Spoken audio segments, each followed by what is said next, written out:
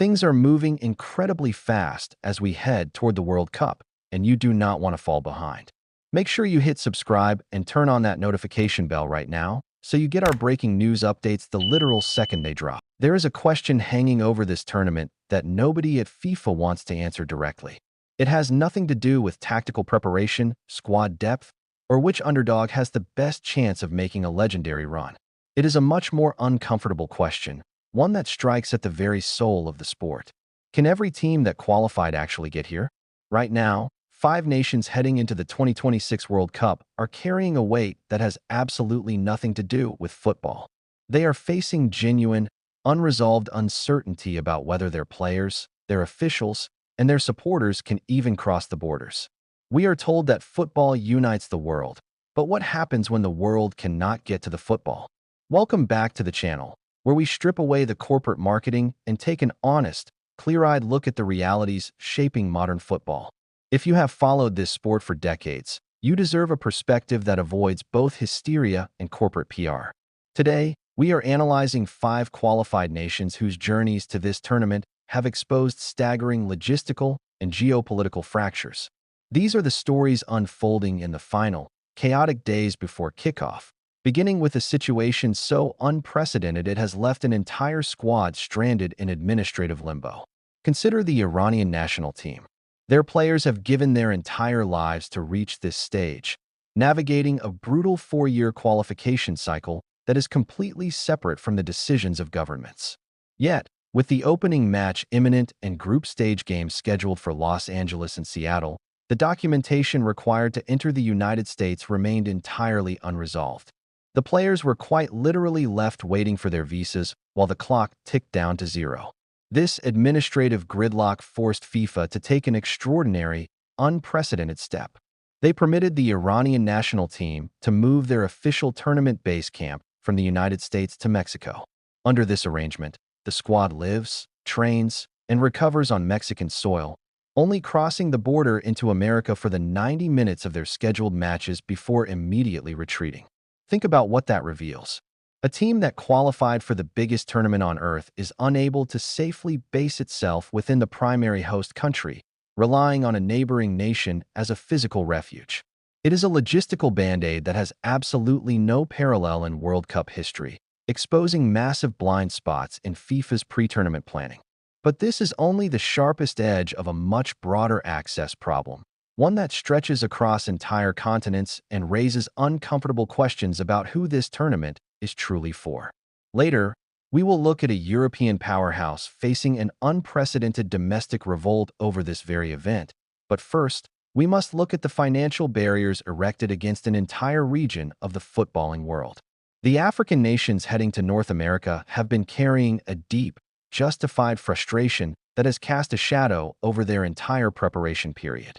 In the build-up to the tournament, a visa bond requirement was introduced, demanding a massive $15,000 financial deposit from fans traveling from several African countries. In the context of the local economies, this was not a security measure. It was an effective ban on ordinary supporters. By the time the controversial visa bond was finally waived, the damage was already done. The waiver came just weeks before the tournament was set to begin, after months of leaving fans in absolute limbo. You cannot book international flights, reserve hotel rooms, or arrange affordable travel accommodation at the very last minute. The window for working-class supporters had slammed shut. This is not an abstract bureaucratic failure. This is a grandmother in Senegal who has saved for years but cannot watch her country play. This is a group of friends in Cameroon who followed every single qualifier, left stranded at home while wealthy corporations fill the luxury boxes.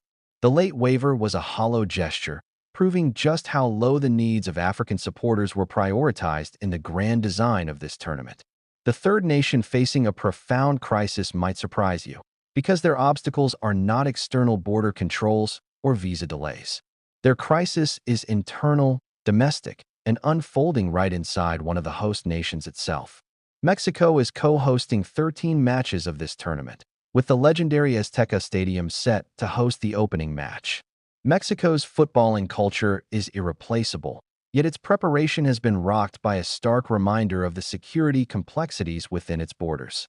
Just weeks before the opening whistle, a lone gunman opened fire at the top of the Teotihuacan Pyramids, a UNESCO World Heritage Site and one of Mexico's most heavily visited tourist attractions.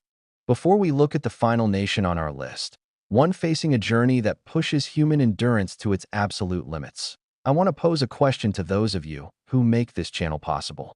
If you appreciate this kind of deep, analytical look behind the curtain of global football, take a moment to subscribe and join our community. Looking at everything we have uncovered today, which of these 5 national situations concerns you the most? And do you think FIFA has fundamentally failed its responsibility to the fans? Let me know your thoughts in the comments below. The 5th and final nation sits in a completely different category because their hurdle is rooted in the sheer, overwhelming geography of modern sports commercialization. Australia qualified for this tournament on the back of an extraordinary, historic run to the quarterfinals in Qatar. They possess the talent, the ambition, and one of the most famously dedicated traveling fan bases in world football. But the reality facing Australian supporters tests the absolute limits of what an ordinary fan can endure. To follow the Socceroos, fans are forced to navigate journeys across the entire expanse of the Pacific Ocean, confronting massive time zone shifts and staggering travel costs. But the true barrier isn't just the distance. It is the pricing structure.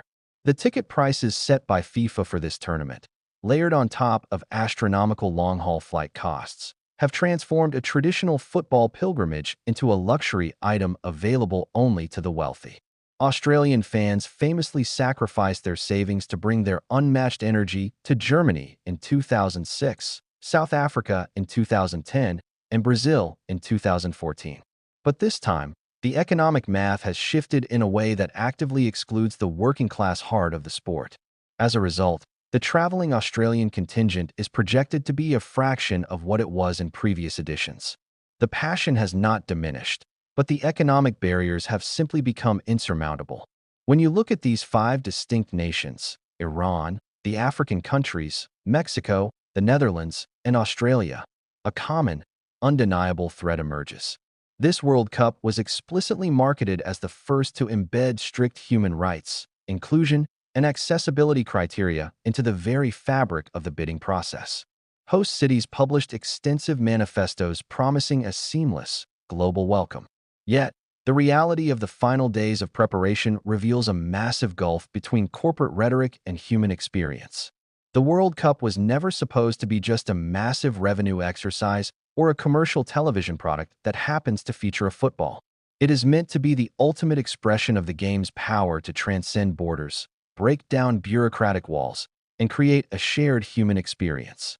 When an elite squad cannot even secure visas to enter the host nation, when traditional fan bases are priced out by financial bonds, and when supporters must genuinely calculate whether it is safe to travel to a host city, the tournament's stated purpose falls into deep conflict with its execution.